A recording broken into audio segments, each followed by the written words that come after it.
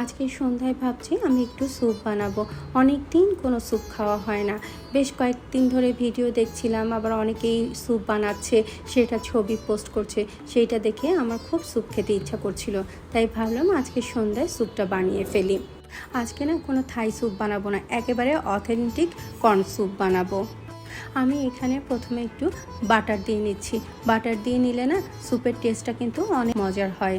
আর এর মধ্যে আমি মুরগির মাংস দিয়ে দিলাম, তার মধ্যে আদা রসুন আর ম্যাগি সস দিয়েছি। এইখানে কিন্তু কোনো সয়া সস দিইনি, কারণ সয়া সস দিলে না পুরো স্যুপটাই কালো হয়ে যায়, তখন না দেখতে আমি যতই টমেটো সস দিই না কেন সেই রকম আর কালারটা আর ফিরে আসে না। আর এখানে আমি ক্যানের কর্নটা দিয়ে দিচ্ছি।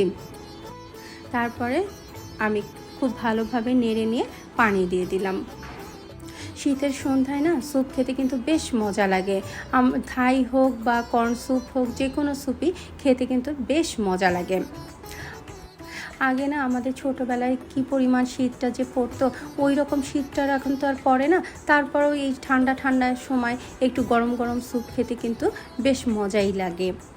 আমি এই স্যুপের মধ্যে শুধু কর্ন আর চিকেন দিয়েছি, আর ডিম দিয়ে দিচ্ছি 2টা।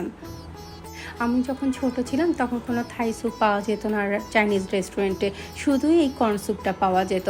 আর এর মধ্যে থাকতো ভিনিগার, তারপরে ভিনিগারের মধ্যে একটু কাঁচামরিচ থাকতো, তারপরে টমেটো সস আলাদা করে দেওয়া থাকতো। তখন এই স্যুপ খেতে কী যে মজা লাগতো।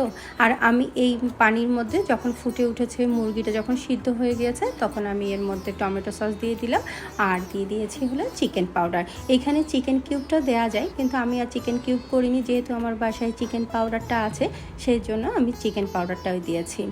আর এইখানে আমি ডিমটাও দিয়ে দিলাম, আর সেই সাথে 1 চামচের মতো ভিনিগার দিয়ে দিয়েছি।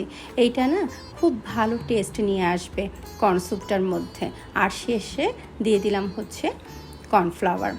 আর এইখানে আমি একটু লবণটা চেক করে নিলাম, দেখলাম সব কিছু পারফেক্ট আছে। আর আমি না একটু ভুলে গিয়েছিলাম গোলমরিচের গুঁড়ো দিতে, তাই শেষের দিকে আবার একটু টাইম ছিল না, আর আসলে না ইচ্ছাও করেনি অন্থন বানাতে। আর অন্থন বানাতে গেলে অনেক ঝামেলা, অনেক সময় লাগবে। আর আমার আজকে নাস্তাটাও তৈরি করতে একটু দেরি হয়ে গিয়েছিল। আর আমার ছেলে বলল, আম্মু এত তাড়াতাড়ি তোমার স্যুপ রান্না হয়ে গিয়েছে। ও ভেবেছিল অনেকক্ষণ সময় লাগবে স্যুপ রান্না করতে। তো করে দেখো, খুব মজা লাগে। আর শীতের সময় এরকম ধোঁয়া ওঠা স্যুপ খেলে কিন্তু খুব ভালো লাগে। আমার বাচ্চারা তো খুব মজা করে খেয়েছে, সেই সাথেও আমারও ভালো লেগেছে। রাতে আর তেমন খিদে লাগবে না, আর পেটটাও ভরা থাকবে। আজকে এতটুকুই।